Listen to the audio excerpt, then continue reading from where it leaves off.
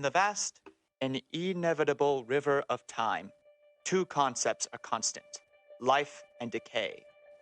Be it through birth and death, growth and destruction, the world changes in ways we scarcely ascertain.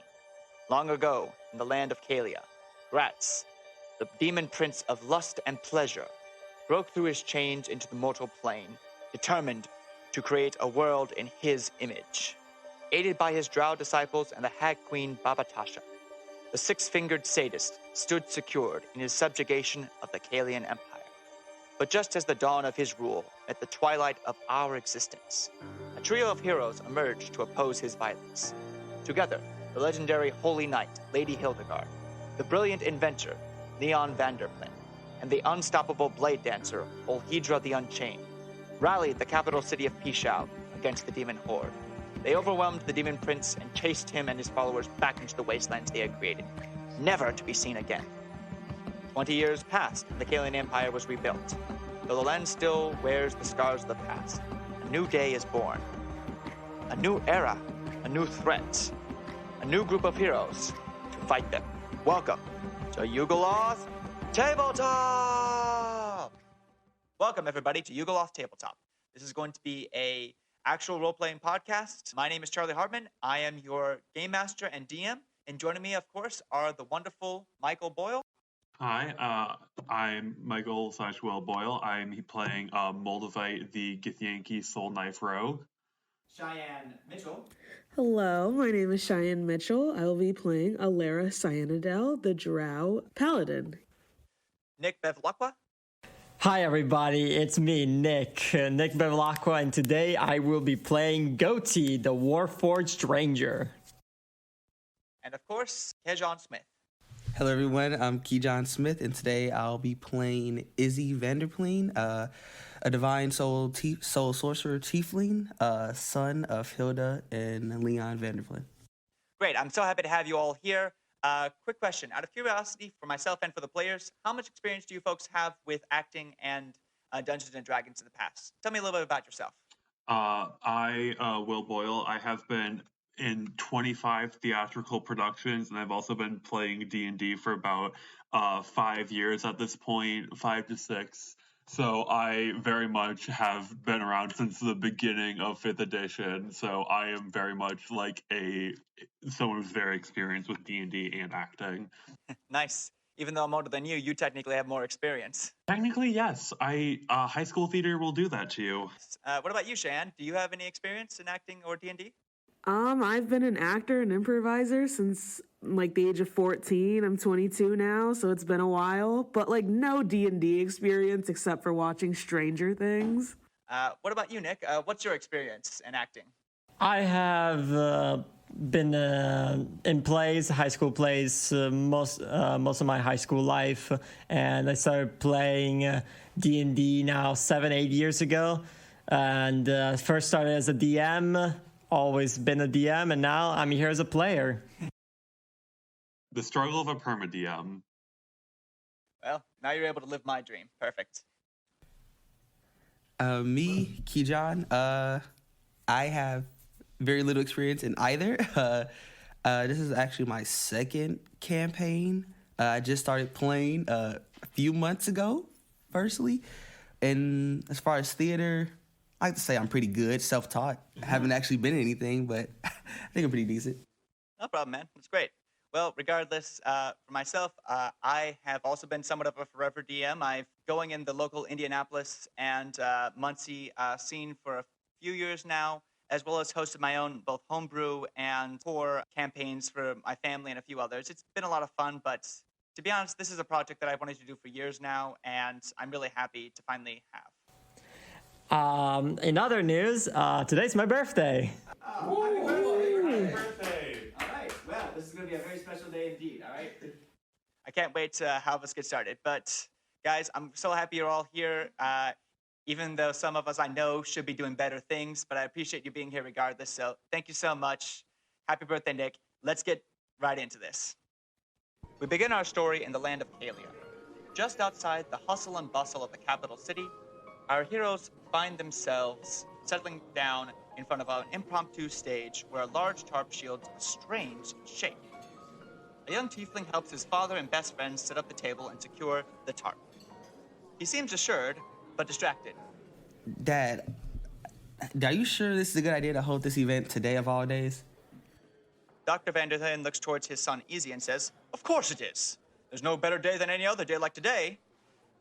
I mean, I don't know. I have a bad feeling, but you have been really passionate about this project. What is it again? You know fully well what it is, Izzy, your best friend Ramon says as he pulls up with a few extra chords. It's the big project we've been working on for 6 months now. Once we debut this to the public, we'll finally be able to clean up the wastelands and have people start moving back in. Though I have to agree with Izzy a little bit, Doc. Being out here of all places, couldn't we have done this at the CEO headquarters? Or maybe even at the public square? I don't like the looks of these things, sir. Dr. Vanderplan takes a moment, but shakes it off, saying, "Relax. I've already had this place vetted out by the Adventurers Guild, and it's perfectly safe. There's no threats here whatsoever." Ramon looks towards you, Izzy, cocking his head a little bit as if to say, "Really?" But shakes his head and keeps going forward. Meanwhile, inside the crowd, a Githyanki in battle attire stands attentive and at the ready. Though the mood seems jovially informal, he glances up to the cliffs and disgruntled murmurs say otherwise. Moldavite in this moment very much has an eye out for everything, just kind of looking for exits, any form of danger, kind of tomfoolery in the crowd and everything. I'd actually like to make a perception check on the cliffs, just because we're we're close to the wastes, right? Yes, we are. Go ahead and make our first roll of the podcast. Ooh, okay, well that's an 11 plus my perception, 17. All right, hold on to that for a second for now, but we'll get back to that shortly. As you begin to look towards the cliffs, outside of the clearing, a leather-cladded android wanders in from the forest. Their sensors detected a disturbance about a quarter mile from their home, so they came to investigate. A festival? This was not in the calendars we've had. I gotta check this out. This could prove... I need more info on this. And I start to make my way quietly towards the festivities, try not to gather too much attention. All right, go ahead and make me a perception check of your own. Yes. Meanwhile, Cheyenne, go ahead and roll me stealth.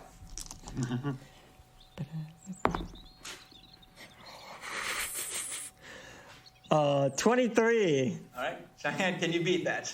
I rolled 17. All right. Ooh.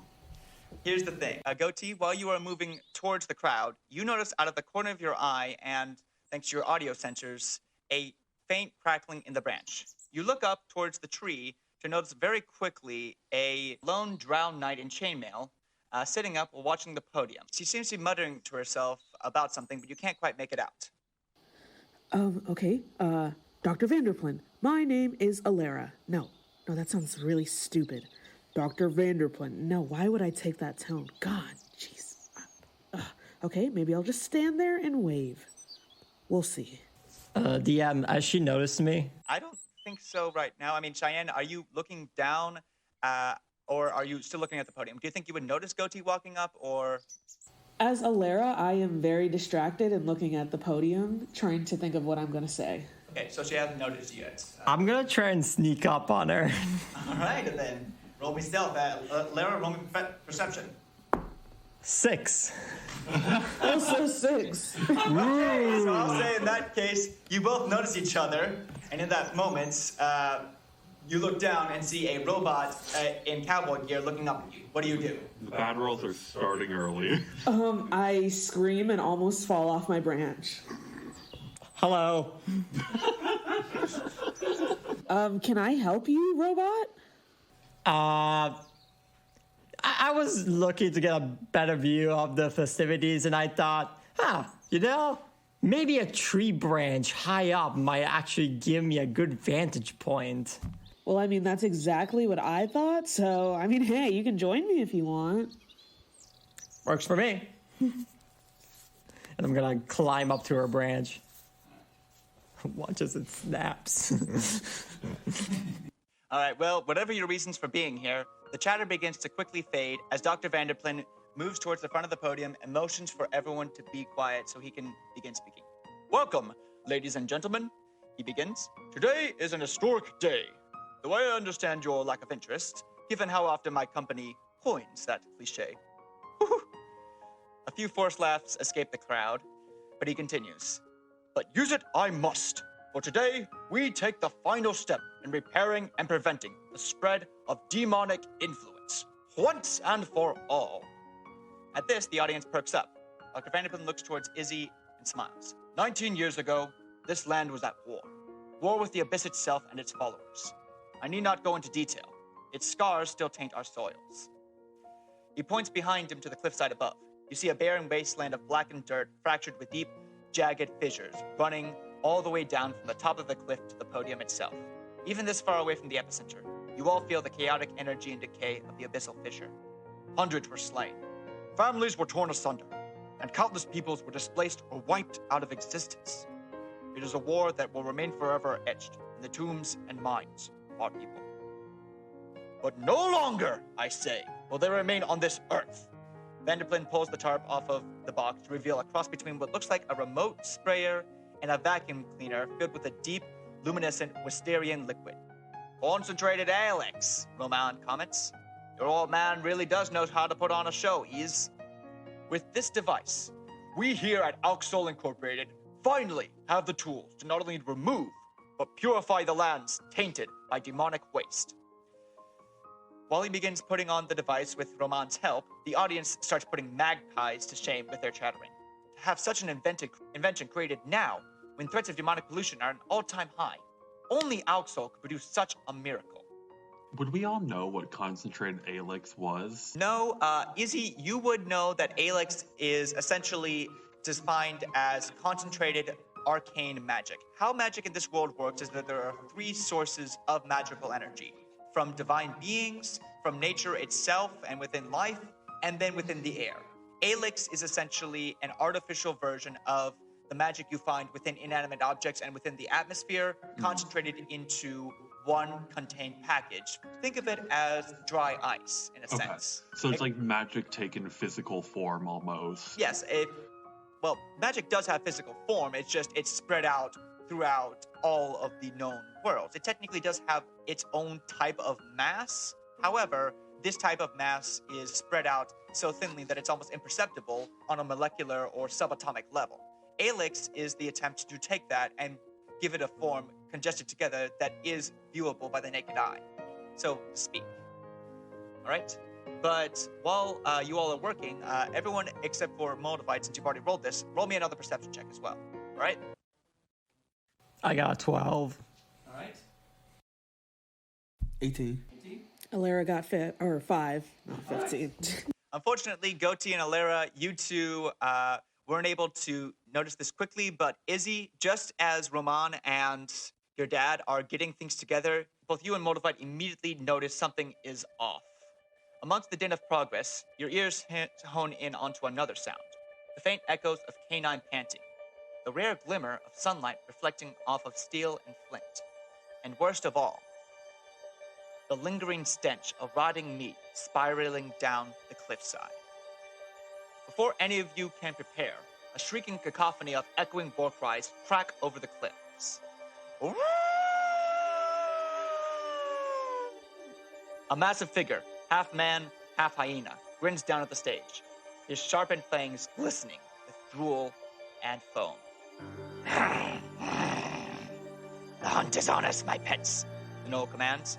2 more Gnolls with bows pop out from above, while 3 around him brandish axes and swords.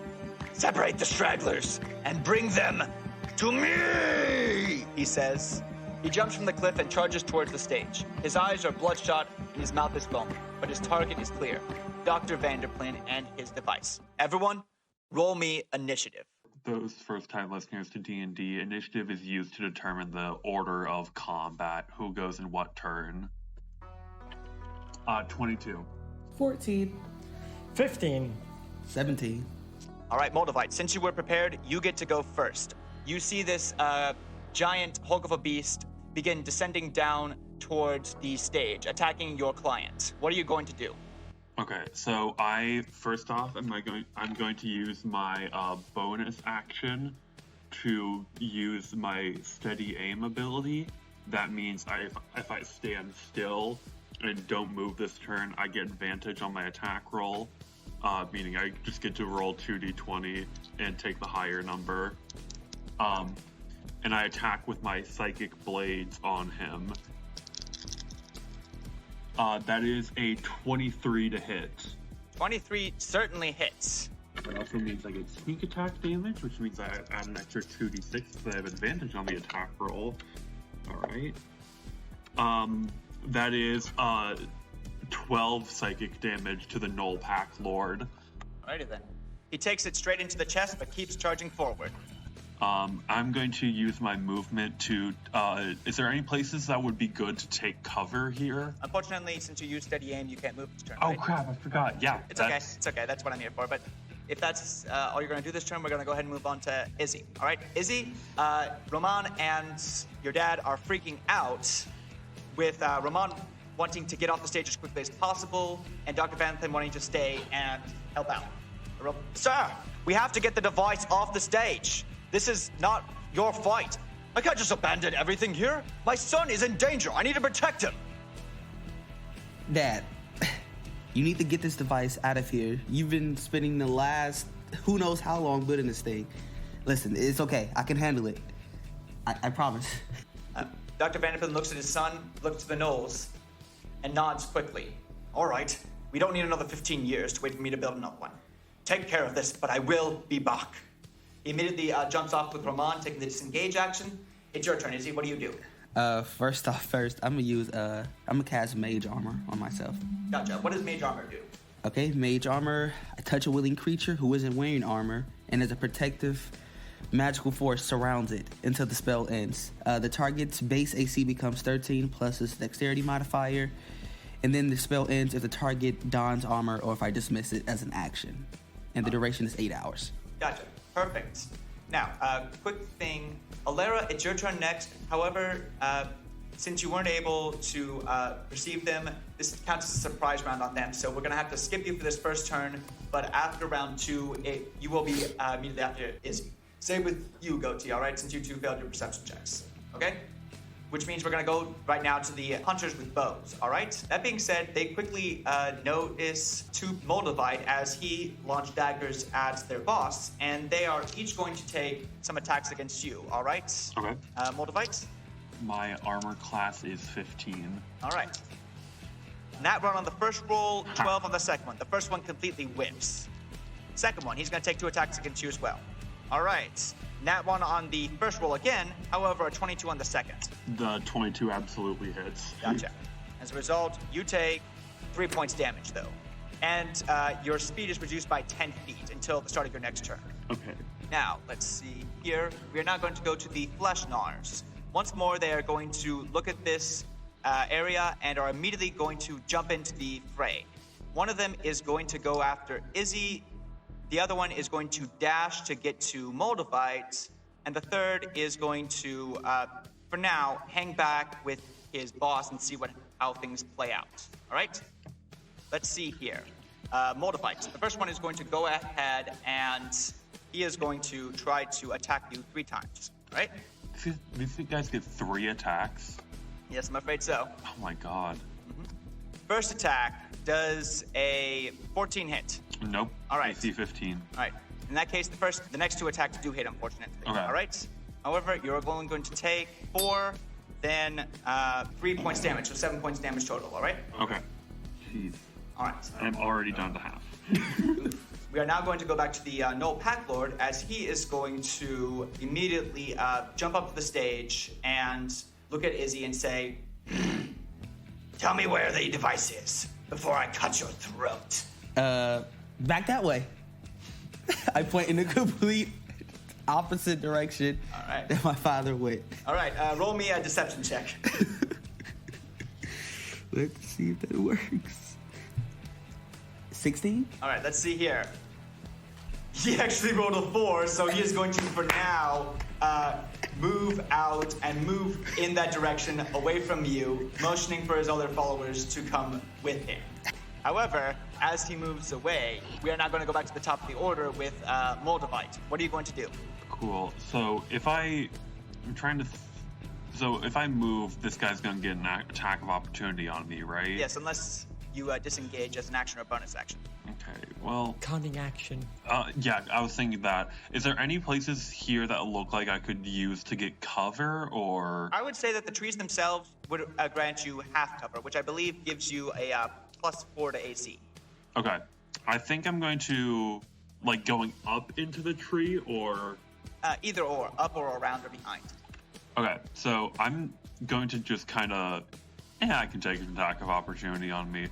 I'm going to go use my movement to hide here. Let's see, 1, 2, 3. Yeah, that's my full movement because my speed was reduced by 10. He can take that attack of opportunity on me. All right, let's see here. He misses with a 13. Cool. So I'm going to use bonus. That was my movement. Bonus action hide. Mm-hmm. Ooh, that's a 17 on the die. Nice. Plus. Plus. That's a 22. All right, perfect. Okay. And I'm trying to see who I'm around. Okay, I think I'm going to go for the Pack Lord then, since he seems to be the biggest threat. All right. So I'm going to take my attack on him, and since I'm hiding, I have advantage. Ooh, yeah, that's a 25 to hit. That definitely hits. Alright. Okay. That's 15 psychic damage on him as he just shoots a blade made out of psychic energy, green, crackling psychic energy at his arm onto the Pack Lord. Well, as that happens, immediately after, he takes this in, clocks you, growls, and immediately points for all 3 of his men to immediately start attacking. But before he can, Izzy, it's your turn. What are you going to do? Ugh, it's looking very hairy out here. I'm thinking I'm gonna use my dash action to move. I'm gonna move towards Motivite, the tree behind Motivite. Okay. I'm gonna dash. Yeah, that's 45. Yeah. I'm gonna go down there, and then I'm gonna use. I think you could actually, not to tell you what to do on your turn, but if you could go to that tree that's right next to the stage and probably hide behind that. Yeah, that would still, any tree will grant you cover. I had a bonus action. I was gonna use a spell. Okay. Yeah, do that then. Yeah, I'll get behind that tree. Then I'm gonna use because I have to use it as bonus action anyway. I'm gonna use spiritual weapon. Nice. Read me the description of spiritual weapon. I create a floating spectral weapon within range that lasts for the duration or until I cast a spell again. When I cast a spell, I can make a melee spell attack against a creature within 5 feet of the weapon. On a hit, the creature takes force damage equal to 1d8 plus my spell casting ability modifier. And as a bonus action on my turn, I can move the weapon another 20 feet and repeat the attack against a creature within 5 feet. Nice. What exactly does this weapon look like? In my picture right now, I'm picturing just a giant mallet. Nice. Let's say a mallet. Nice. Well, are you gonna bomb these dogs then? Just a mallet. The reverse Wile E. Coyote. Exactly. So who are you gonna bomb? That's it. I'm getting these. Let's see. I'm gonna put it. Which one of the gnolls were attacked? This one? Or just the pack leader was attacked, right? Yeah, the pack leader has technically not attacked anyone yet. He's looking extremely weak, but the flesh gnawers have started attacking or going after. No, I said have been attacked. Have. Have been attacked. In that case, the pack lord is the only one that's been attacked so far. Well, let's go with the pack lord again. That's it. Go ahead, make the attack roll then. All right, let's go. That's 12, 18. 18. Alrighty then. With an 18, you are able to definitely hit him. All right. That's 9 force damage. Nice. All right. He is looking extremely wounded by that attack. At this point, he looks at you, and you can tell very quickly on his turn, he is going to go after you directly, unfortunately. However, before he can, Alara, Goatee, it's your turn. All right. What do you want to do, Alara? We're still in the tree, but there's some guys on the mountain with bows. Mm-hmm. I just got this cute new crossbow, and I'd love to try it out. Gotcha. To the guy, closest to us Gotcha. with the bow. Go ahead and take the shot then. Okay, with my crossbow, 18. 18 definitely hits that person. Damage 5. Alrighty then, nice. Okay, Goatee, it's your turn. I'm gonna see Alira pull out the crossbow and just fire at the kobold. I'm gonna go, impressive. I think now it's my turn, and the faceplates on my face just lock in like a mask. Nice. And I'm gonna bonus action Hunter's Mark the same guy. So Hunter's Mark, I choose a creature within range, which is 90 feet. And until the spell ends, whenever I hit the creature, I deal an extra 1d6 of that damage. All and right. I have advantage on perception and survival checks to find the creature. Gotcha. Go ahead. All right. 19 plus 7, that's 26 to hit. So it's going to be 1d6 plus 1. So 5 plus the Hunter's Mark d6. So 6, 11. Plus, I'm going to use my Swarm to deal an extra d6. Nice. So 2.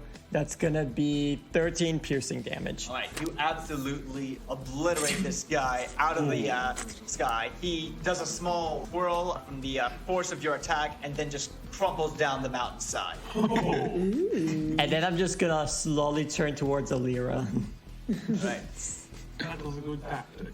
However, unfortunately for you, the other flesh gnawers immediately notice this. One of them immediately gets angry at this, and so he's going to activate his bonus action, Sudden Rush, in which until the end of his turn, his speed increases by 60 feet, and he doesn't provoke opportunity attacks, going from 30 feet to 90 feet. And he is immediately beelining towards you both. Absolute foaming. And once he gets up to you, he immediately is going to climb up and now is going to take 2 attacks against Goatee and 1 attack against Alira for now. Goatee, he rolls a 10 and a 5. None of them are going to hit. Nope. Does a 15 hit you? Nope. All right. He misses all 4 times, completely blinded by rage. But he is now he is in the tree with you all and ready to get down and kill you for killing his friends.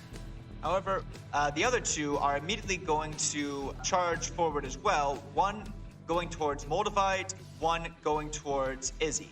1 against Moldavite. He's going to take 3 attacks. Only 1 hits, though, his bites, with a 17. Okay. You only take 3 points damage. I'm fully at 8 out of 21 hit points. Alrighty then, Izzy. The other guy's going to take his 3 attacks against you. A 2. A 7, and oof. Unfortunately, a nat 20. Of course. No. First nat 20 of the game. For this tabletop, that means the number of dice used are doubled, unfortunately. That's going to be 11 points damage, Izzy, from this attack. How are you looking? Decent. Oh, never mind. I take that back. All right, well, since spiritual weapon is a concentration check, No, it's not. It isn't? Nope. Oh my god. Yeah. Nice. No, it's Spiritual not. weapon is my favorite style. No, it's not. Perfect. In that case, I was going to say if it was, you had to, but if not, perfect. That's going to be the Flesh Gnaw's turn, which is then going to lead into the Pack Lord. Uh-oh. He is going to go ahead and move forward, and he is going to, Crap. upon reflection, Wait, don't I have cover still from the tree? you had it from range attacks, but as soon as he got okay. within range of you, that went away. Okay. Okay. However, since Izzy did take the bonus action, the action to dash, he would technically have more movement speed to climb up the tree itself. Okay. Right? That being said, the Pack Lord, he is going to go ahead and move forward, and he is going to go ahead and loop around using his Sudden Rush, and then afterwards, he is going to split up his attacks between you and Izzy as well. All right? Okay. He is first off going to try to hit you with a glaive, Moldavites, Okay. but he misses with a 13. Ha. Then he is going to try to longbow attack Izzy. Let's see here. 14. That misses, correct? Mm-hmm. Perfect. In that case, he is unable to hit either of you. We now go back to the top of the order with Moldavite. Moldavite, you're surrounded. What are you going to do? Okay. Wait. Izzy is within 5 feet of him, right? Yes. Okay, cool. So that means I don't need to do anything. I can just use my attack and my bonus action. to make 2 attacks on him, because with Psychic Blades, I can make an attack as a bonus action. So I can just roll straight on this. That's a unnatural 20 for the first one. Hits. And that is a nat 1 on the second one. Misses, I'm afraid. Sorry. Okay, cool. Hey, still 1 attack is good enough. So that's 7. Ooh, 13 plus. I do 16 psychic damage just running him through with a Psychic Blade. All right.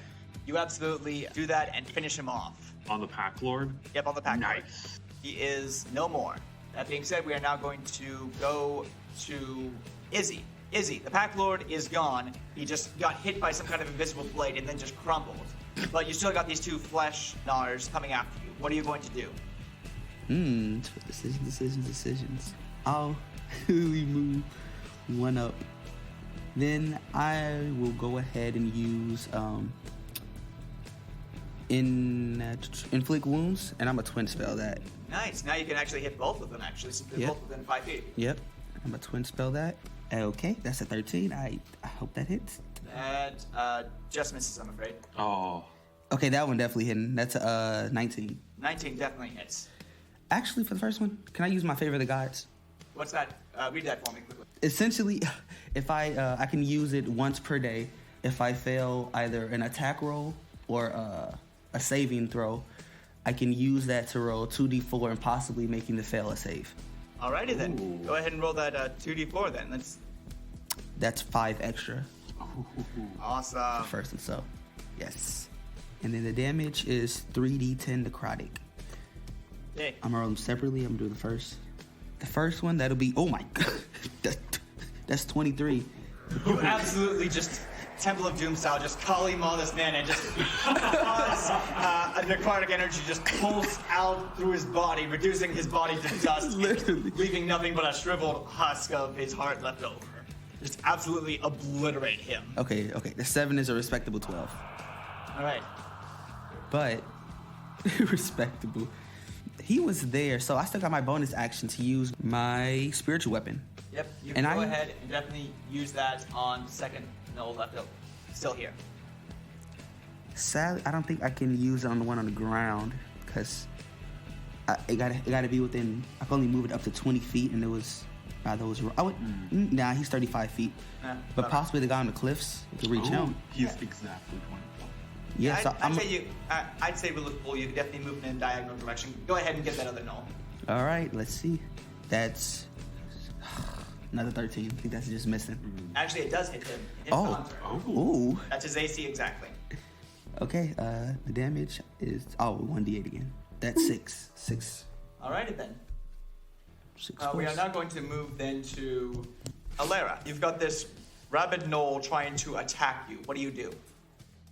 Could I take my rapier and like the bottom of it and just like hit at him on his head to get him off the branches? I'd say that's a shove. If you want to shove him off the tree, you certainly can. Sure, I'll do exactly that. Okay, then make me a strength check. I'll contest it against you. Strength check 17. He got a 17 as well, so roll again. 16. He got a 15. You got it. Nice. So you're able to push him off the tree. He doesn't take damage, but he is now prone, which means that Goatee, on your turn, you will have advantage on this next attack. Oh, it's my turn? Yep. Cool. I'm gonna, since the last creature died that had Hunter's Mark, I'm gonna use my bonus action to change it to the prone Knoll. So now he has Hunter's Mark on him. And then I'm gonna fire my hand crossbow. All right, perfect. Natural 20. Nice. Now, again, you do double dice damage on my all God. your rolls. So I rolled twice, right?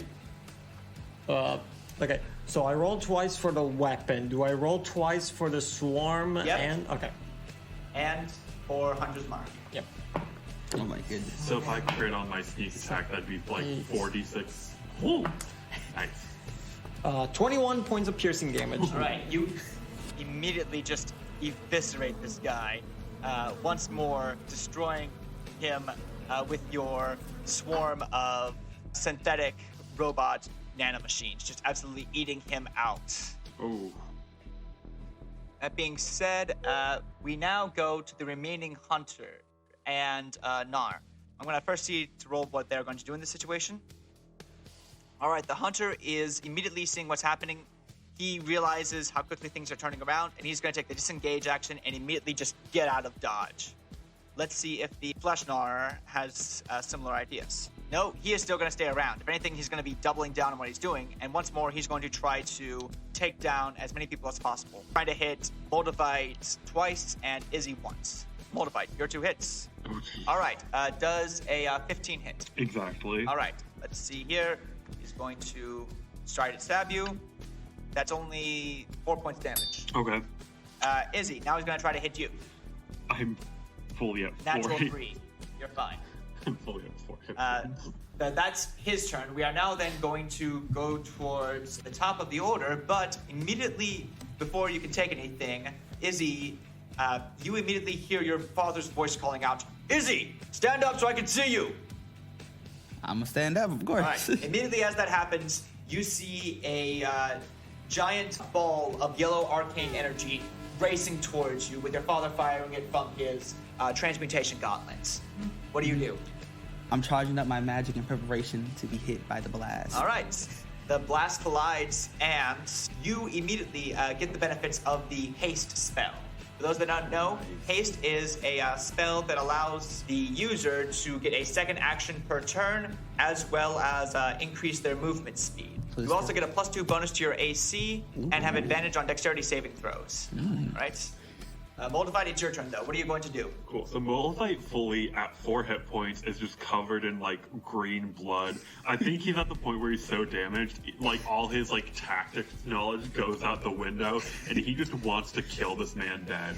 And because I have an ally within 5 feet, I get sneak attack for free. So I'm just gonna attack bonus action with the psychic blades. Gotcha. Well, okay, so that's a 17 and a nat 20.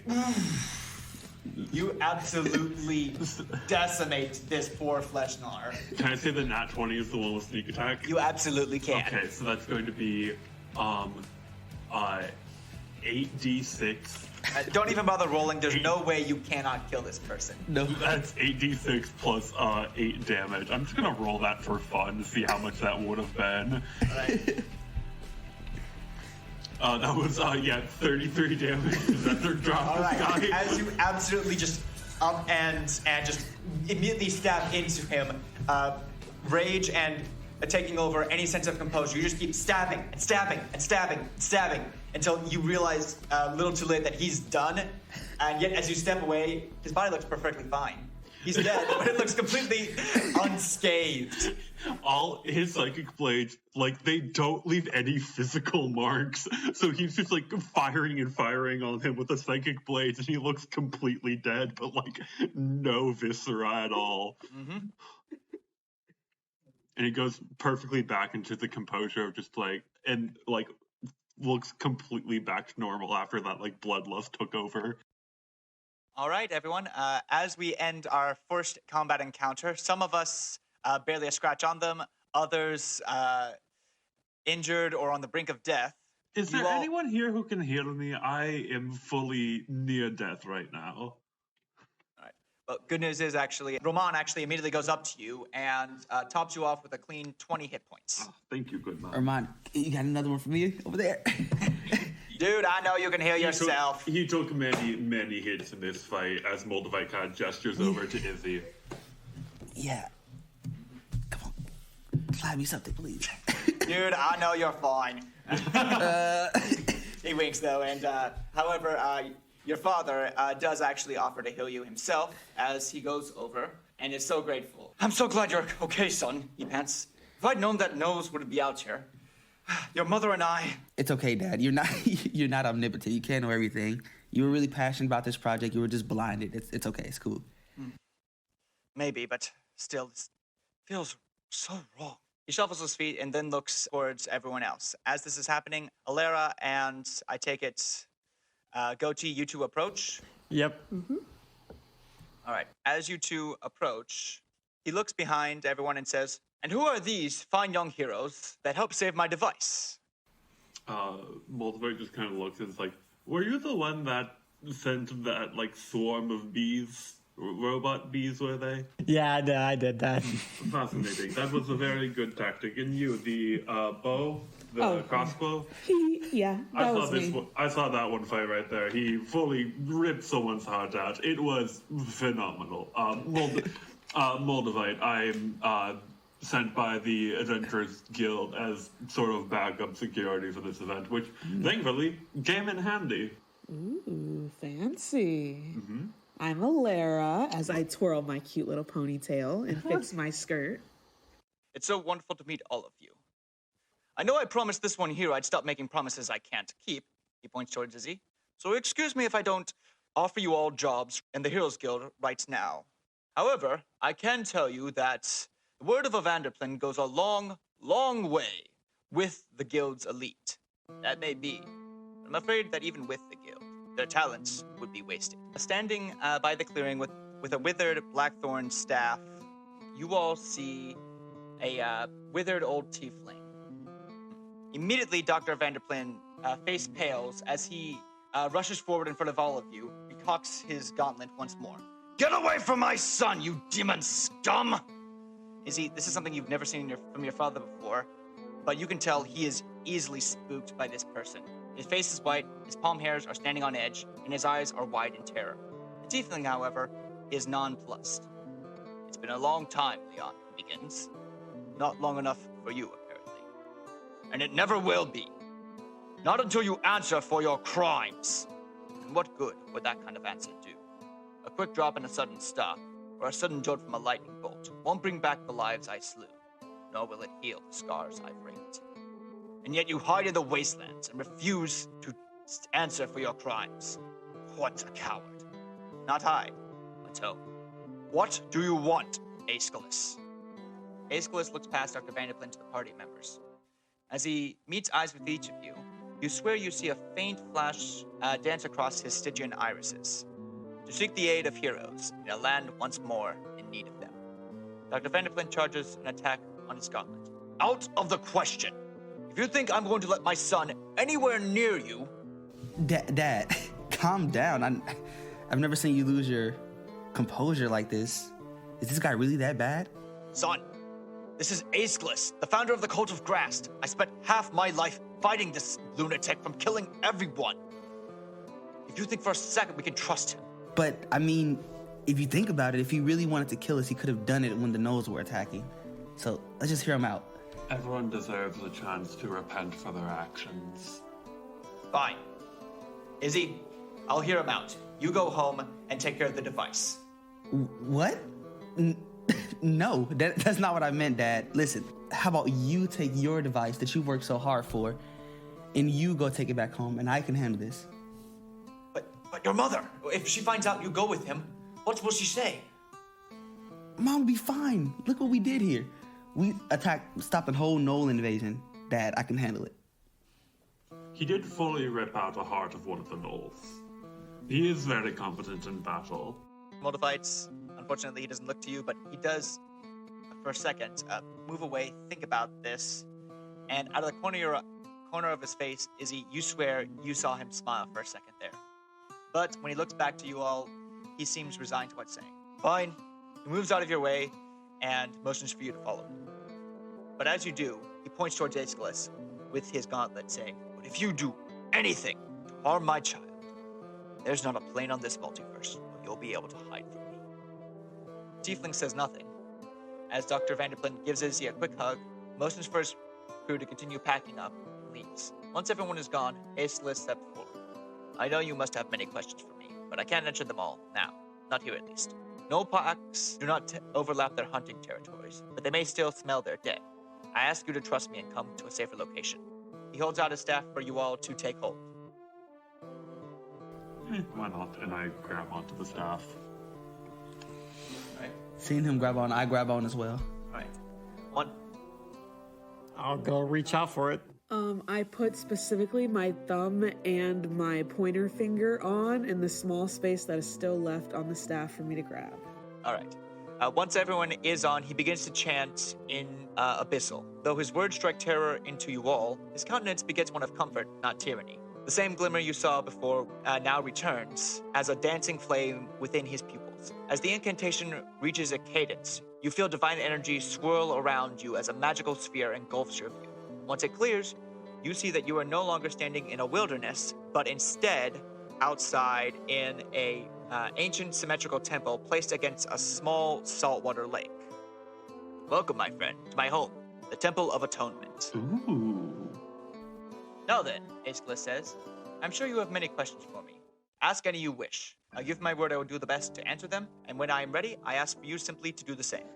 Yes. My main question is, what is this? You were talking about some threat appearing. What is this threat that you warned about?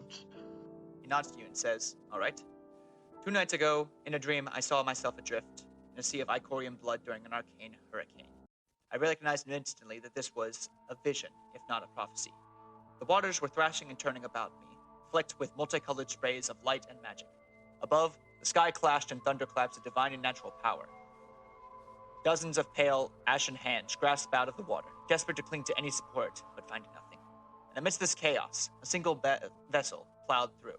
A gaunt, grim galleon with sails stained crimson red. Its mast swayed and creaked against the howling winds, while its demonic masthead drove the ship forward into the storm. What frightened me most about the ship were its passengers.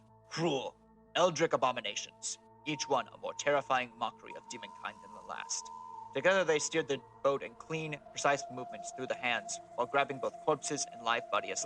Finally, as they approached me, the other fiends stepped back to reveal a single woman. Nothing was said, only a look was shared. But I never forgot that gaze, and her piercing blue eyes. With a wave, the ship accelerated, and the sky was torn asunder with a biblical thunderclap. When my vision returned, I was back in the temple. I believe this is a prophecy of what is to come. A great demonic threat, greater than any we have seen before, is coming to destroy the lands. Whether or not this is from the abyss or elsewhere, I do not know. But I wish to stop it as soon as possible. Can I roll an insight check just to make sure I believe that and he's not leading us along? Go ahead. Okay. I'm also going to use my side bolstered knack, which means I just add an extra d6. I can do that for free once per long rest. That is a 18. All right, an 18. With that, you quickly are able to put together that, yes, this certainly is a bit suspicious and a bit fantastical. However, you also recognize that from what little you remember about prophecies, it reminds you very much of other prophecies you heard and shares a lot of similar parallels. As a Githyanki, you've heard many prophecies made by both your own people as well as the Githzerai, and in both cases, they use this exact kind of language. Fantastical imagery, extremely vivid sensory details that assault and overwhelm all 5 key senses, and clear, distinct visuals that you could easily pick up or find in other locations. So this definitely seems like a real prophecy. I'm also going to activate my Psychic Whispers ability too, which basically as an action, I can choose a number of creatures, aka the party, and we can basically get free telepathic communication for that length. This is for 2 hours. So I just kind of relay that information. First of all, sorry for speaking in your mind. Second of all, that checks out due to everything that I know from the monk, the Githyanki and Githzerai monasteries about prophecies. So, while a little strange, that does check out. All right. Okay. And y'all can also respond through communication if you need to. All right. Well, moving forward, does anybody else have another question they want to ask? Yes. First off, as he talking, I'm imagining Izzy walking around the room, touching everything, feeling around, just, young mind. And then after he gives his spew, his whole prophecy, I want Izzy to ask, so Aeschylus, Kailis, whatever your name is, what do you, no. Yeah, Aeschylus, whatever. So what do you want us to do exactly? Well, I'm glad you asked. In order to stop this threat, I believe that we must use as much power as possible to work together and take preventative measures. Specifically, I think we should gather the 8 divine relics of Gratz in order to stop this threat and grant the ancient wish spell. On their own, the relics are powerful but limited, each representing one of the 8 schools of magic. But together, they can be used to cast the divine wish spell. With it, we can easily use that spell to either prevent reality from being destroyed or undo any damage that the prophecy causes. He then looks towards Alera, asking specifically, by any chance, are you aware of the relic's existence? Yeah, I actually know exactly what those are. That's why I came here. I was looking for the artifacts to see if they could actually cast a spell and if they could be replicated, actually. Perfect. For a bit of backstory to everyone, the sacred relics were originally the 8 primary items used during the demon wars to summon the demon prince Gratz. Essentially, they were going to use the wish spell to give Gratz a physical body that he could then inhabit and then use his full power on in the material plane.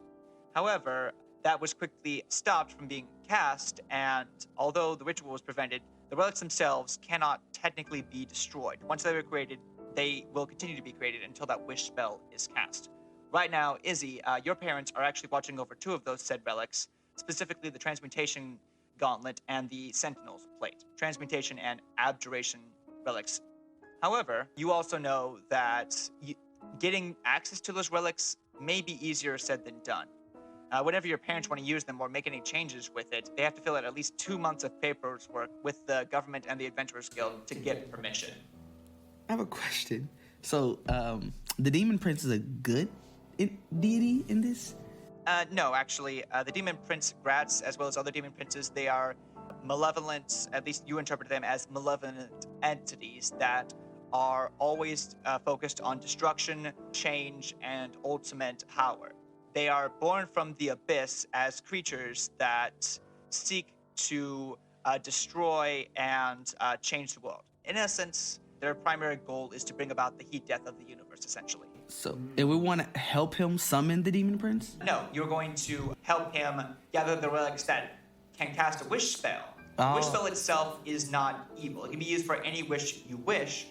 And the thing is, the cult was planning on using those relics to summon the Demon Prince. Okay. However, he is saying that you're going to use it for a different purpose entirely. I see it. Looking at the temple, do I have any information on it from past experiences or gone the archives? Unfortunately, the archives have not seen anything like this before. You've definitely seen different types of temples, but this one, specifically, nothing about it. You don't know anything about this place except for the name. The archives also have information on what happened back. Mm-hmm. They do have info on that. Yes, they would have info about the cult itself. Perfect. All right, so how do you exactly expect us to find these relics? Aeschylus perks up this. Fortunately, we already have access to one of the relics. Aeschylus' eyes glow, causing his staff to shimmer and transform. The one begins to sprout various eyes, while the orb enlarges for you to all see inside. With the eyes of Savras, I will be better able to detect and locate the other relics' arcane signatures wherever they are used. I've already found where one of them is already, and once we get to it, you will have full access to unlimited transportation and guards during your journey. However, they won't be able to assist you in acquiring said relics. Competing energy auras from other relics often inhibit or nullify spells cast by said relics. Ideally, you shouldn't even be able to use them in the first place. The relics are powerful, but they need time for lesser beings to be able to use them. Usually up to a year in order to attune and be able to access their power. Then, every time afterwards, you must draw from within yourself to power the spells you desire. The relics do not change the rules of magic. They simply amplify and direct your power, not supply it. As such, most beings that use the relics often deplete their own reserves and destroy themselves, or become puppets of said relics. Ooh. So by using these relics, there's a high chance that we could physically die. Yes, that's why I would not recommend using it yourself. Others may very well be using it, but I would not recommend you do the same. As for myself, I plan to use various bags of holding to store each one. Therefore, the ones I do use will still be in effect, but I will not be negatively impacted by them too much. And the relics won't, destroy those bags of holding? No, absolutely not. Okay. They can be switched between demiplanes as needed. They just simply won't exert influence over one another. As long as they're within 30 feet of one another within the plane, they technically could impact one another, but being on a separate demiplane will nullify that for now. So they're all like phones and like telephone jammers at the same time. Exactly. Okay. All right. All right. Now I just have 2 more questions for you, Mr. Achilles. No. Whatever. The full bit. Why should we trust you? And what do you plan to do after this project is fulfilled? What stops you from just taking the relics and summoning demon prince like you did before? He takes a second to think about this, and then says, truthfully, you have no reason to trust me. I won't deny that I have done terrible things in the past. Things that many would say would warrant death. But I refuse to see it as such. While with the Gith Zerai, I learned much about myself and the power of atonement. I do not believe my death will truly solve anything over what I've done, and will be a pointless gesture to make other people feel better. So until my dying breath, I will continue to carry out my beliefs and heal the damage I have caused, in whatever form it may take. If after this I am required to stand trial, I will. But until that point, if I can do anything, something, to save the world, I will do that first. You spend time with the Giths there, Yes, they have temples upon this land. It's fascinating. And he just kind of notes that. With that, he is going to quickly ask you all a couple of questions himself. All right? I'm curious. First off, Moldavite. Hmm? You mentioned you worked as a freelance mercenary for the Adventurers Guild. What brought you to such a job profession, if you don't mind me asking? Moldavite just kind of takes that information, and I'm actually gonna go ahead and roll a deception check real quick. Go Just ahead. Try and like hide like as much as I can. Oh, that's 2. He goes, just you know what that means. Just kind of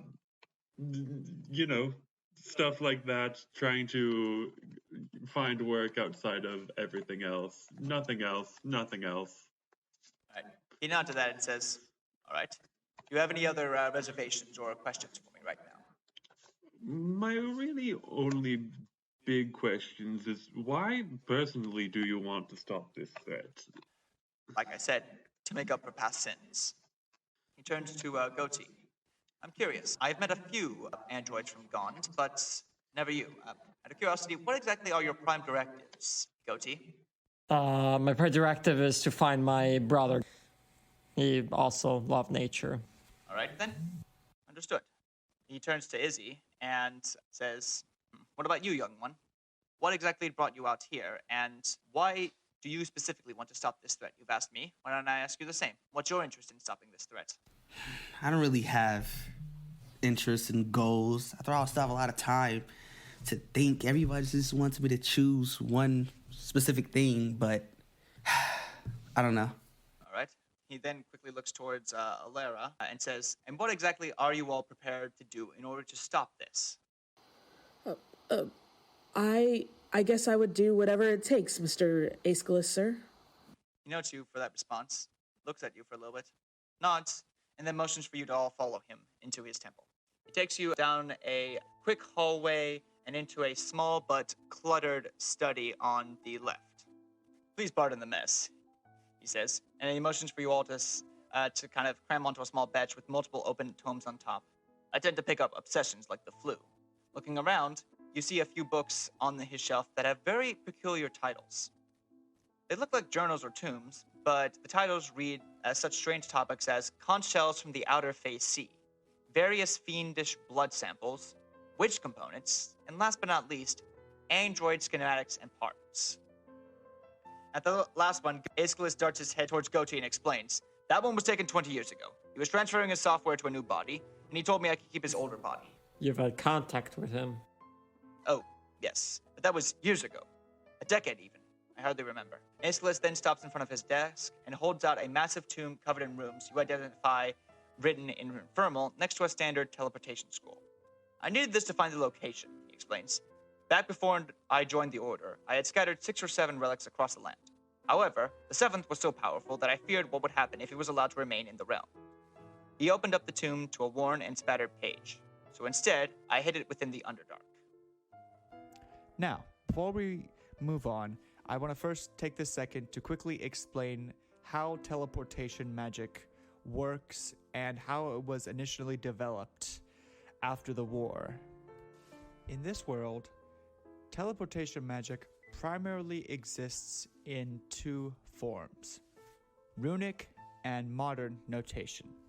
Essentially, before Auxol first created the patent process for modern teleportation, runic teleportation was a series of various runes, incantations, and magical frequencies that one could use to travel from one point to the next.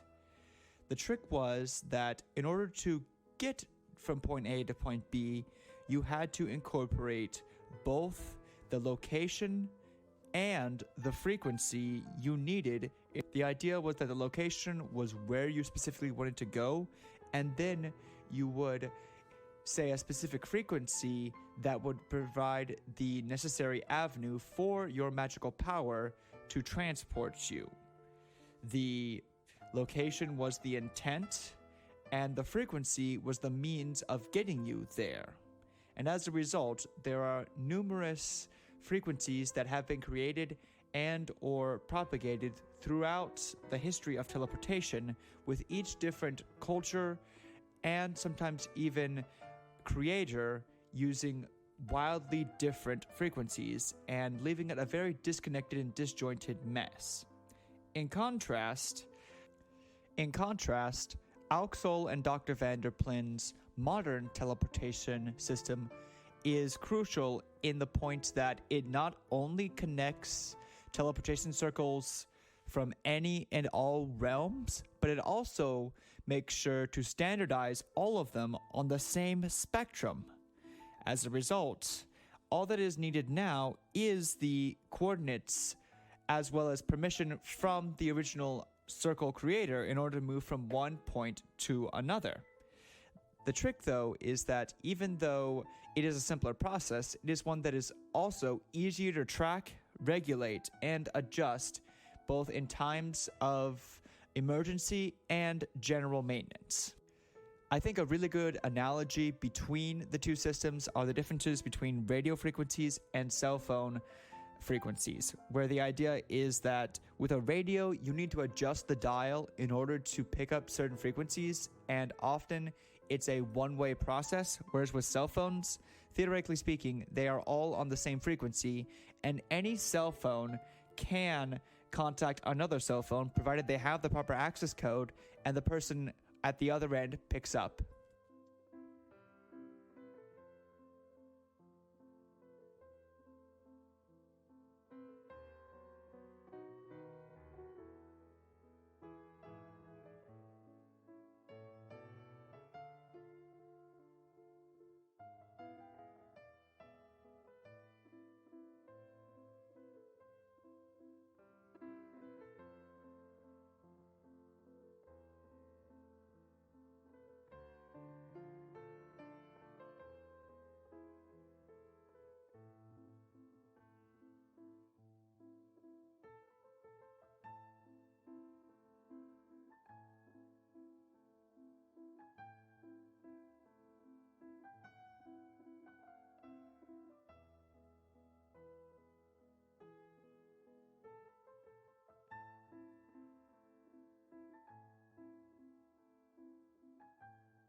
Talking about before.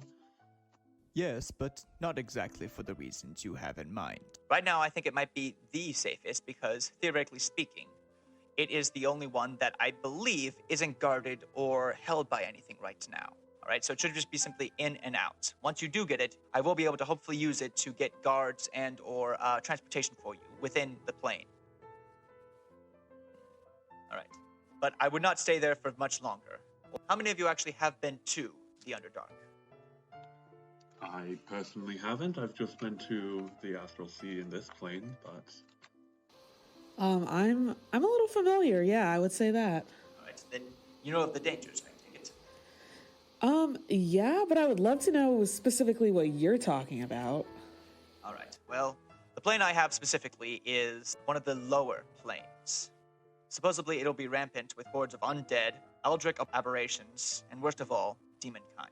I made sure to place the bone near an open portal to Gratz's territory. That way, not even the bravest adventurers would dare approach it, and hopefully the portal would not be accessed so easily. I don't have any beliefs that the demons themselves will be able to use it, especially since the relic doesn't respond to undead or fiend magic. Only the living can use the relics. Besides, it seemed fitting enough that the relics of Gratz be placed the gateway to his home territory in the first place. Any questions? I actually have a question for Alara, if that's okay. Go ahead. Would you know of any other dangers that would possibly befall us in the Underdark? As you are from there, correct? Yeah. Wait, you're from the Underdark. You're from Gond. Are you the only one from the Prime Material Plane? Yes. Neat. But is there anything that we should know or be worried about when we do go there?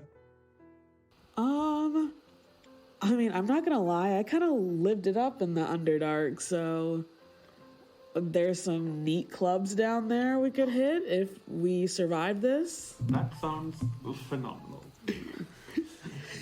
Go clubbing in the Underdark. That's for a later adventure. No spoilers. All right. Well, regardless, as you all begin to get ready, Aeschylus once more begins chanting and is able to use a teleport spell to quickly transport you back towards the Underdark location. Oh, he's just sending us now? Yeah. Okay, neat. I'll say mechanically short rest has passed, so if you need to get health back, go ahead. We'll say that... I healed earlier, so I am... Okay, never mind. Yeah, just pushes us in. All right. Have fun. I might be semi-useless the next encounter. No spells. As soon as you pull out of the teleportation circle, you spot the temple across from the portal. Its hulking door leers down at you, decorated with various depictions of torture, carnage, and unrestrained debauchery. As you enter inside, the doors creak, then collapse down towards you, missing by a couple inches. Come in, my little ones. No need to linger by the stoop. A veiled female figure emerges from behind a stone pillar. Her clothes are plain, but drawn tightly against her, as if trying to suffocate the wearer. It has been some time since new wards have entered into our hollow ground. My name is Mother Robinson. To whom do I address? Goatee of Gond. Is this one of those situations where, like, if we give them our name, we're gonna get utterly screwed? Go ahead and roll me, I'm gonna say insight. Yeah, I'm gonna roll insight. I'm also gonna use my Cybolster knack on this. Okay, good, because that is a 16. All right, you definitely know that something is mainly up with this woman. Just the way she moves is somewhat unnatural, like she's used to looking differently. But right now, you don't think giving your name to her is going to be terrible. Alara, roll me an Arcana check quickly. My name is Malachite. I rolled 17. All right, 17. Save that for later. Right, but meantime, Izzy, do you want to do anything? Yes, my name is Aeschylus. All right. So you do know his name. Yes, I did. At that, she immediately looks you up and down, but then shrugs and says, "Please, come inside. You will be safe within the sanctuary." Do you do so? Yeah, nothing to lose. Let's just go in. No way back. Oh, okay. Yeah, I'm going... This doesn't look dangerous at all. Mm-hmm. No. It's just either way in. Inside the temple itself, the outside warmth is definitely dampened. It's no longer extremely hot, but it is almost suffocatingly humid. The air stinks of sweat and various moistures, and around her, the temple walls are lined with various murals and sculpture. A manic centaur stabs into a rabbit folk, while a gnome wickedly pulls at the bit in the centaur's mouth. A Triton sculpture built into the wall itself reaches out into space, as if bursting through reality in order to escape the nightmarish paintings on the walls. And all around you, the empty pews whisper and echo long-forgotten prayers, indiscernible yet omnipresent. I don't enjoy that. Don't like that. Are these, like, the little stone things, are those pews? Yes, those are supposed to be the pews. I'm gonna roll investigation on those. All or right. would perception... I'll do perception, because that's my better score. That's a 15. All right, you don't get anything before, because as soon as you start to stare, Robinson immediately says, please, leave those engaged in worship alone. It is rude to stare. Okay, that is not creepy at all. No, thank you. Please, come with me. You wish to see the bone, correct? I just kind of nod. She then points towards the far end of the hall, where a burnt acacium bone carving stands erect on top of an obsidian slab. Its mere presence radiates an atmosphere of darkened decay and oppression. As you can see, the bone of Merkel. One touch, my friends, and you too can taste the liberation of the rats. As you all approach, she waits for all of you to move forward and then moves back towards Alera and puts her hand on your shoulder. A moment, please, young knight.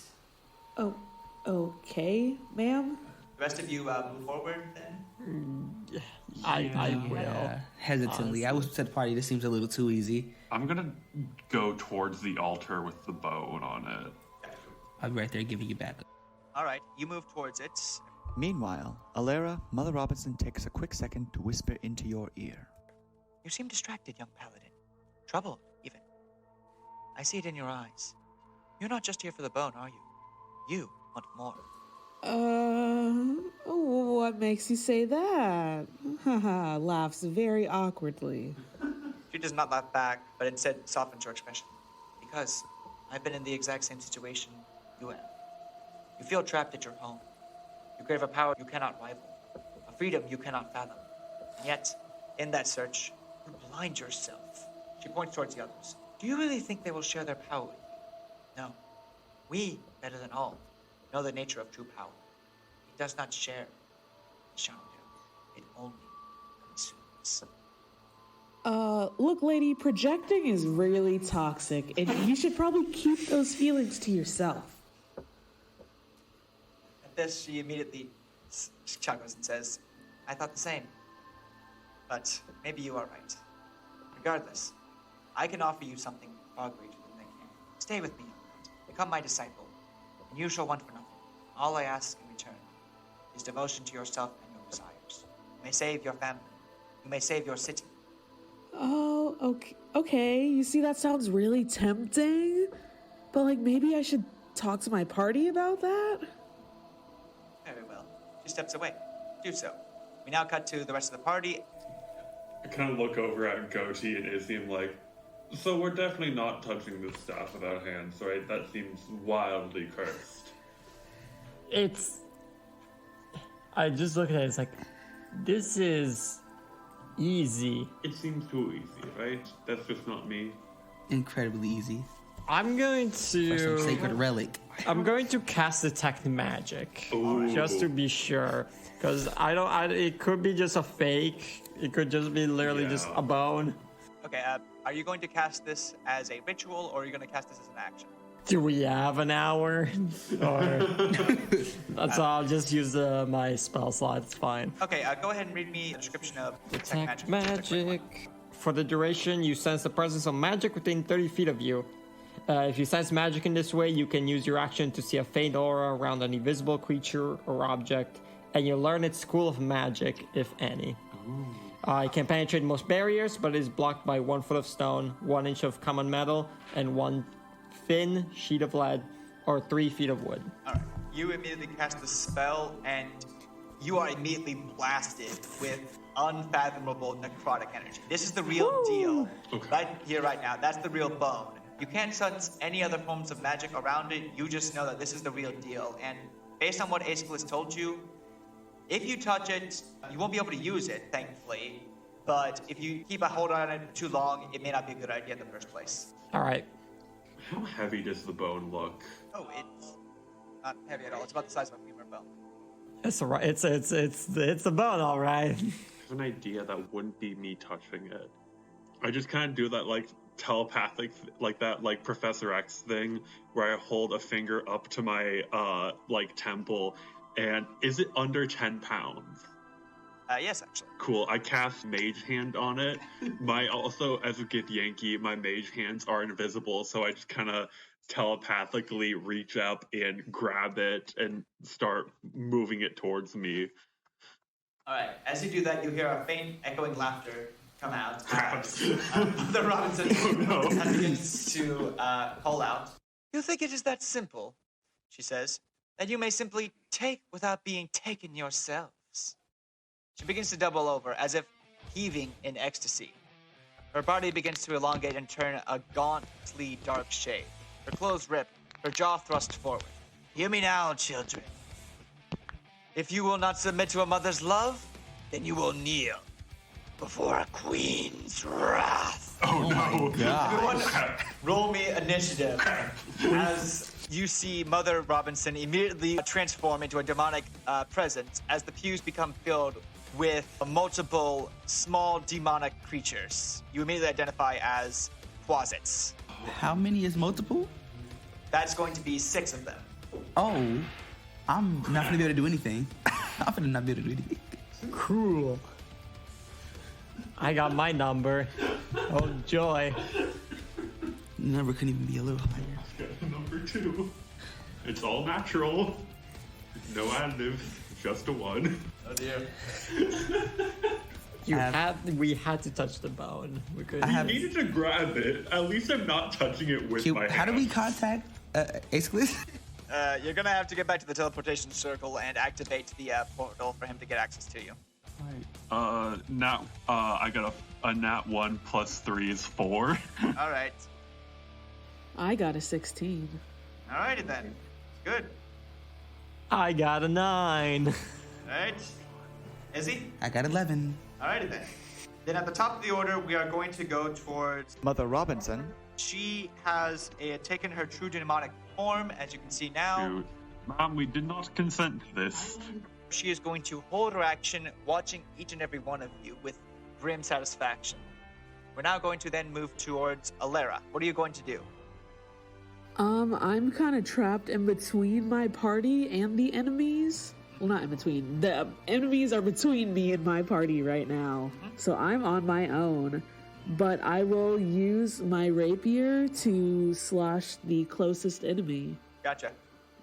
Go ahead and move up to that one, and then I will mention that these characters are definitely fiends. All right, so Oh, I will use my divine smite. alrighty nice. then. As you step into this, go ahead and first let's see if you hit. With my rapier? Yep. Okay, let's see. They're really Because small. I didn't realize they was big. They're tiny. I'm trying to look in. Like, They I'm like, are. where did I got 25 with my rapier. 25 super hits. All right. Nice. Now, for those that don't know, Divine Smite, how that works is that whenever a paladin hits with an attack, they can supercharge it by expending a spell slot of theirs to do an extra amount of damage equal to 1 plus the spell's level. However, in addition to that, when they hit a fiend or undead, they do an additional 3rd point roll of damage. So in this case, since you are attacking this quasit, you're gonna roll your rapier damage, then with an additional 3d8 of radiant damage. Oh my gosh. So let's see if you can take this little guy out. Let's see, the rapier damage is 10. All right, that unfortunately is going to be half to 5 since your Oh. rapier isn't magical, but you're going to do full radiant damage to him. So I'm doing 3d8 now. Yep. 3d8. I got 8. Nice. That's enough to just eviscerate him. Nice. We are now going to go to Izzy. Izzy's gonna first off. I'm gonna move behind the motivite. Get that right there. I'm gonna use that for my action. Then as a bonus action, I'm gonna use a spiritual weapon yet again. Nice. I'm gonna have it targeting one of the guys on the right. That should be in range. Yeah. Gotcha. Yeah, it definitely is. Let's say the one at the bottom right, but that's kind of close to Alera, but not really. All right, perfect. That one? Go ahead and take your attack then. All right, 13. 13 definitely hits. That's Okay. their armor class. All right, now it's 1d8 plus my spell. That will be 8 damage. Nice. You absolutely eviscerate this guy as well. They are dropping quickly. As you do so, everything is going to starting to get hostile. As immediately afterwards, as her prepared action, Mother Robinson is immediately going to look towards you, and she is going to use her weakening gaze against you. Izzy, roll me a Constitution saving throw. 15. 15. All right, you succeed. Then, as her part of her multi-attack, she is then going to once more try to get you to submit to her, saying, "Do not resist me!" And I now need you to make me a wisdom saving throw. I don't know if I'm winning this one. Wait, 18. All right, she fails.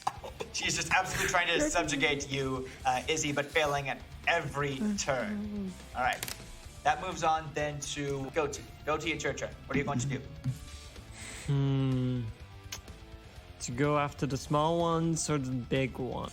I'm gonna start firing on the big one.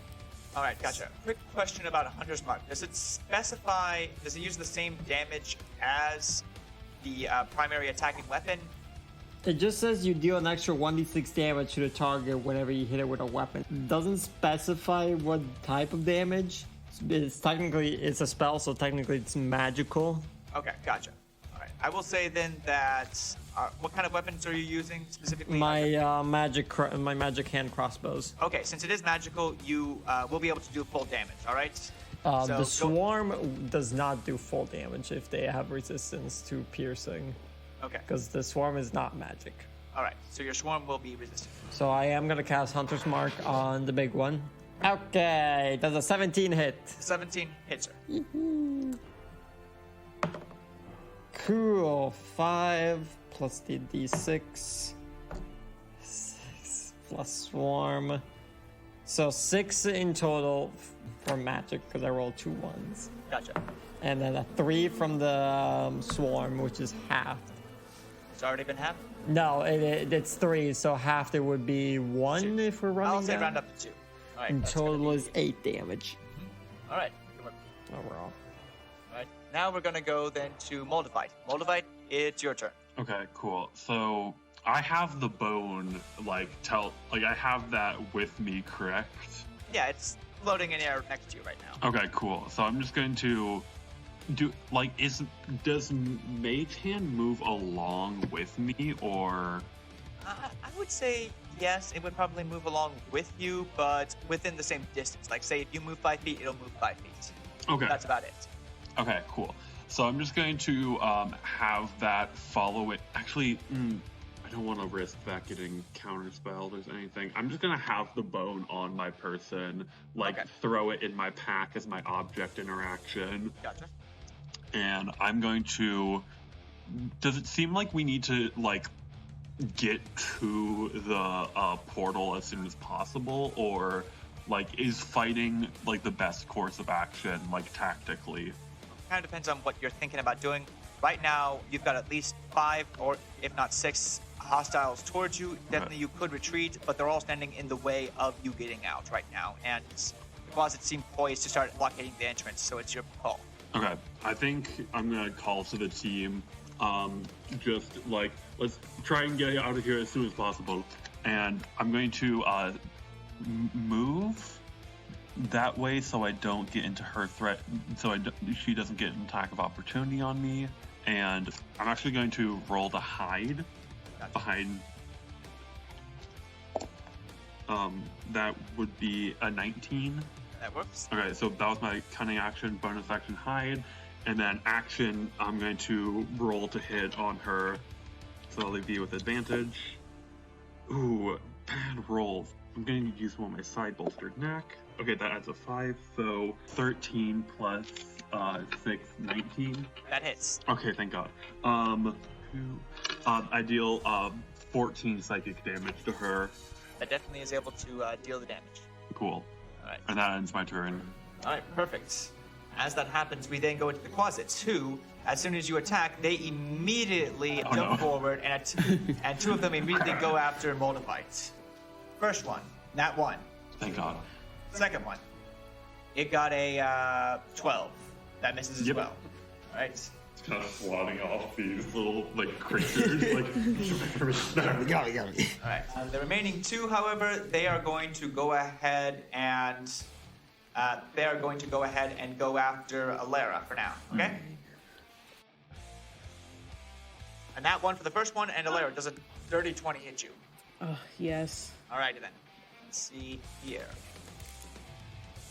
This Quasit, first and foremost, does 4 points piercing damage, and now I need you to make me a Constitution saving throw. What does that mean? It's basically like a check, but also certain classes have proficiency in con saves. I don't think Paladin is one of them. For example, Izzy would, because Sorcerer, but... Yeah, I didn't have proficiency in wisdom. I had a -1, and I said 18, so... You had a 9. Oh, Yeah, I had 19 -1. So I rolled the d20. I rolled 19 on the Nice. d20. And then 25? All right. Well, regardless, 19 definitely is good enough. You won't have to worry about this. You succeed your saving throw. Once more, we are moving back to the top of the order with Mother Robinson. She is going to now take this turn, and she's going to rush towards Goatee and immediately start trying to grab you. Uh-oh. 23. To hit? Yeah, that's gonna hit. All right. She immediately starts grabbing you and slamming you down onto the ground. And for 6 points damage. Cool. And then she's going to take a second attack and once more try to do the exact same thing towards you. This time, however, she only rolls a 12. That's gonna miss. All right, she unfortunately is not able to do that. As a result, we now go towards Alera. It's your turn. What do you do, Alera? I'm gonna slash these little monster things with my rapier.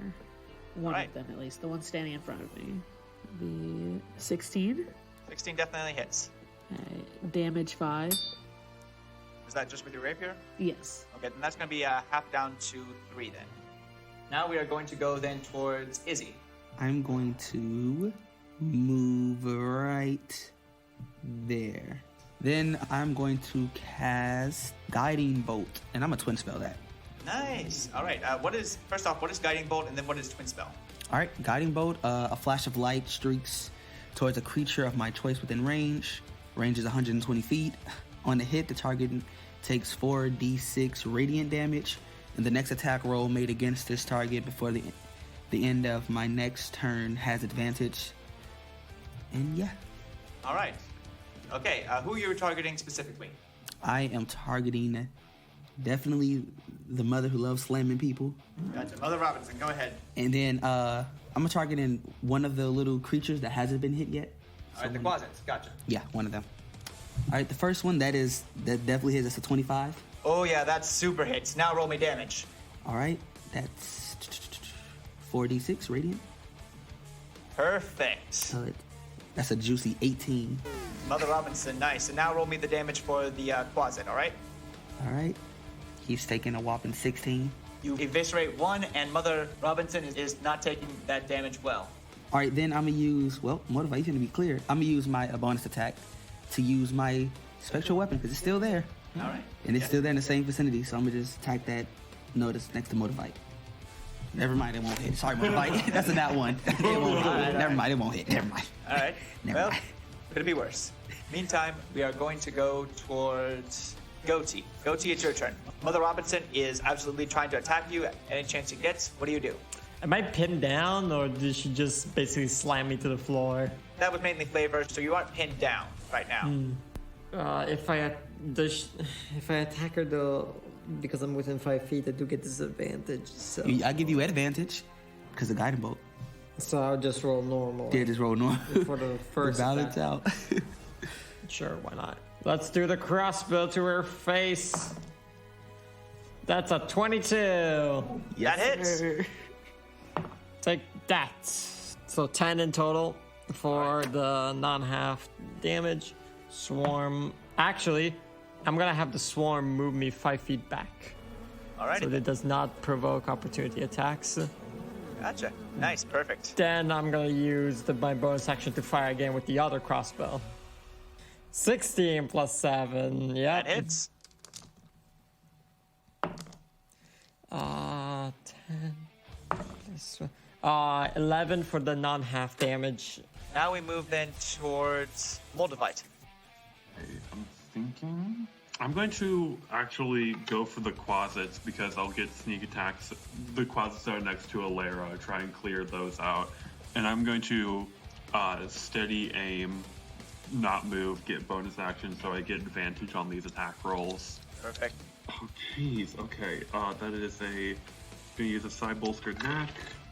Does a 14 hit? 14 will hit a closet. Okay, good. That'll be 19 damage to the closet right in front of Alera. Perfect. He's gone. Right. That then leads us to Closet, who's going to once more try to attack Alera first. He misses with a 6, but then, as a bonus action, he's turning himself invisible. What? Yep. Great. At this time. But you know he's there. All right. The next Closet now is going to go ahead and now take his attack. Hits with a 16, I take it? Yep. All right. He does 5 points damage. I need you to make me a Constitution saving throw. Okay. That's in that one. All right. In that case, you're going to take an additional 2d6 damage, which is going to be only 2 points damage, and you are poisoned. Okay. And for those who know, that means that technically, at the end of every turn, you can try to save out of this again, same DC. But until then, every turn you start poisoned, you have disadvantages on all ability checks and saving throws. Okay. We now go to Mother Robinson. She's going to look around, seeing her closets have turned invisible for now. She's going to grin, looking behind her and saying, "You three offer no sport. But you, Alera." Her voice softens. "I know you have potential. Trust me. If you really think these fools can offer it to you, then fine, slay me where you stand.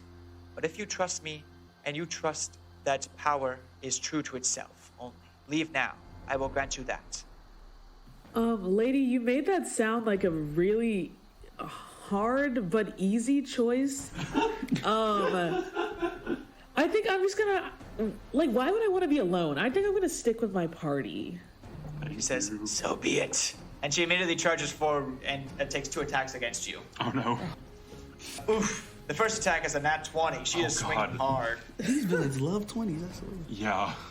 You only take, though, 6 points damage. However, for her second thing, she is actually going to take that second attack and use it to cast a spell. I need you to make me a Constitution saving throw. So 12. All right. Good news is you passed. Bad news is this spell is still going to happen. As such, unfortunately, she touches your armor and casts heat metal. Oh no. For those that don't know, this is a second level transmutation spell that allows any manufactured metal object such as armor or swords to glow red hot. And anytime you come in physical contact with it, including wearing it, you have to make a Constitution saving throw, or you automatically take 2d8 fire damage from that. Good news is, since you saved, you only take half of that. Bad news is, every turn you're going to have to keep making this until you either kill her or make her drop her concentration on this. So the first turn, you only take 3 points damage, already halved. So everyone go after her. Yeah, that's why I'm visible. We got to. I mean, yeah. Now it's your turn, Alera. Okay. What can I do with my channel divinity? All right, with your channel divinity. All right, I believe that is something where it depends. You are a Oath of Vengeance paladin, correct? Yes. All right, that should give you 2 options. Could you tell me what those 2 are? Okay, channel divinity, abjure enemy, frighten 1 creature, fail halved speed, wisdom saving throw, or vow on enmity, advantage on creature 10 feet away. Ooh. So essentially, it seems you can either try to frighten Mother Robinson or give yourself advantage on all attacks on her for the next minute. Oh, yeah, of course I want the advantage on all attacks. Perfect. Nice. You activate that, and then afterward, I think you still have 2 spell slots left, so go crazy.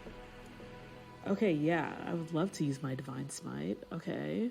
Gotcha. In that case, roll me an attack roll with advantage. An attack roll with advantage with my rapier? Yep. Okay, I will be taking 13. With the advantage is 5. 18.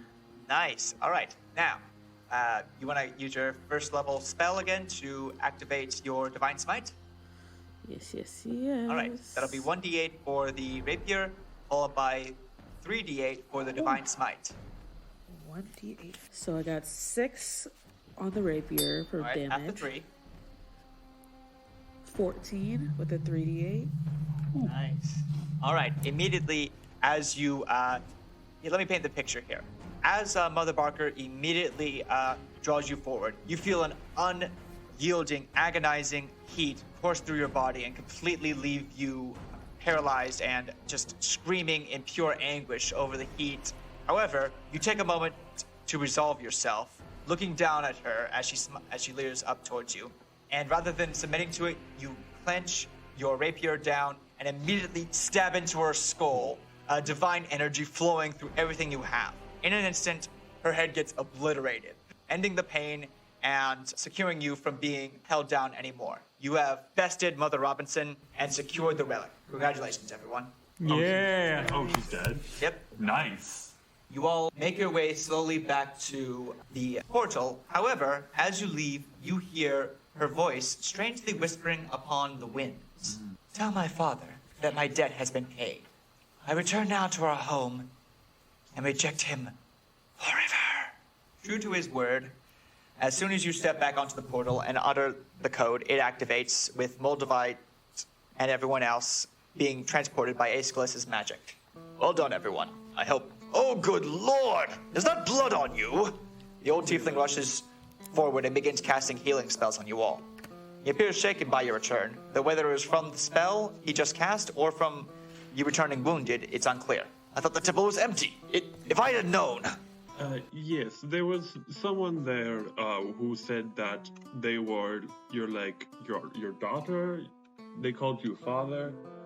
What do you mean? I have no idea. Demons have many fathers. Maybe they were referring to Gratz. Wait, there was someone in there? What was their name? Her name was Mother Robinson, also a crap ton of little quasites that also poisoned me. As soon as you say Robinson, Aeschylus relaxes and says, Oh, her. Yes, I did know Mother Robinson. In fact, I was the one who named her.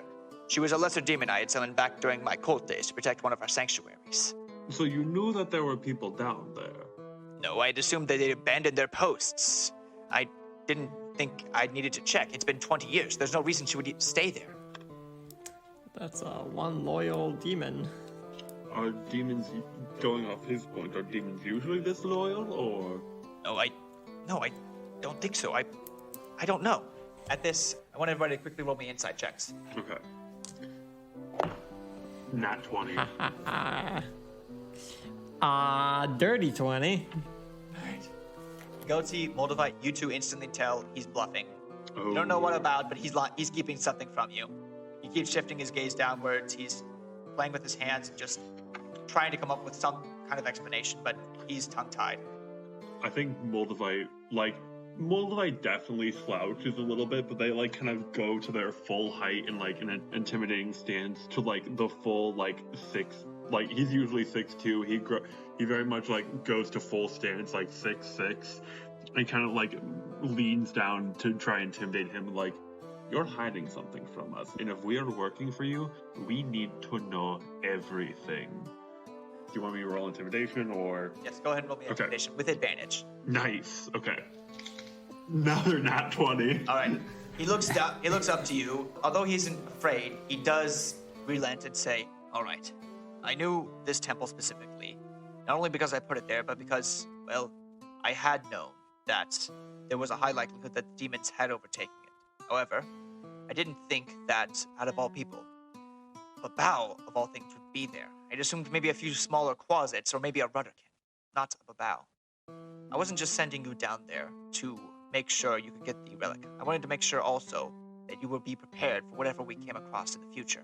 I didn't think it would do well to tell you that in the first place, but I could see now I was mistaken." Then why didn't you go down there yourself and get it? Why send us?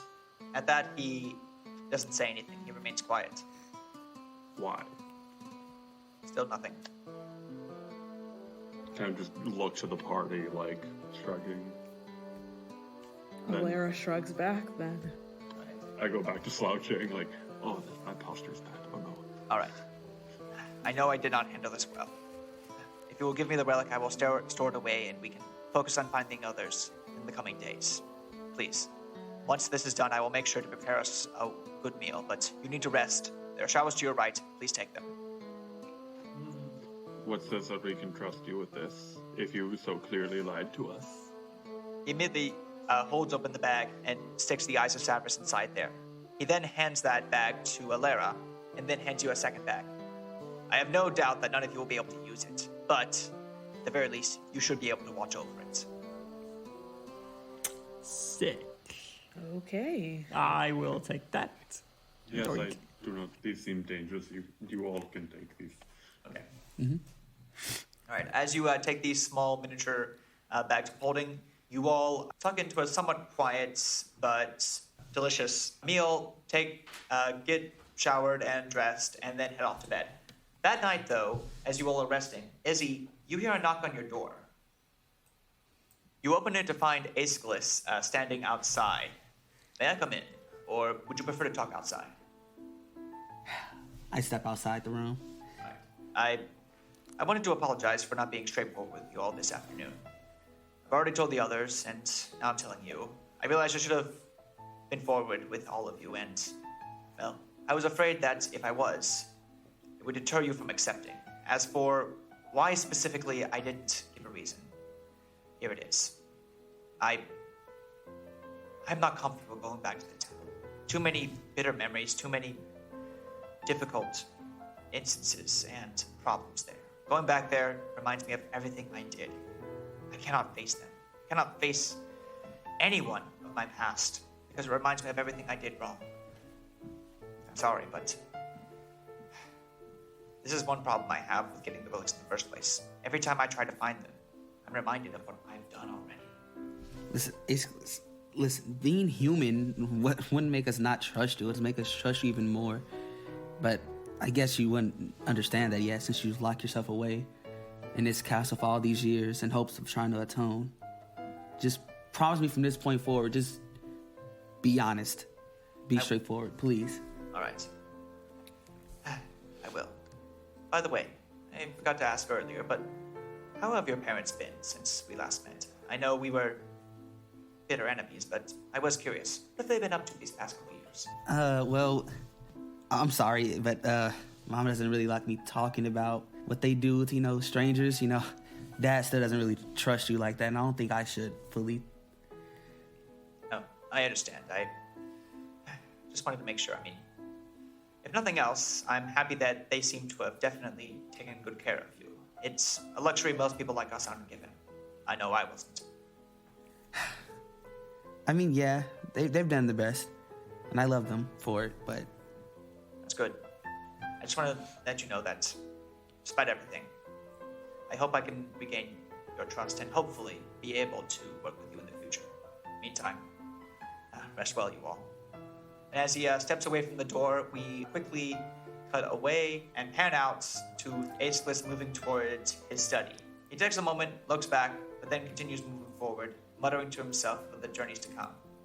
And it's with that we end our first session of Yugoloth Tabletop, everyone.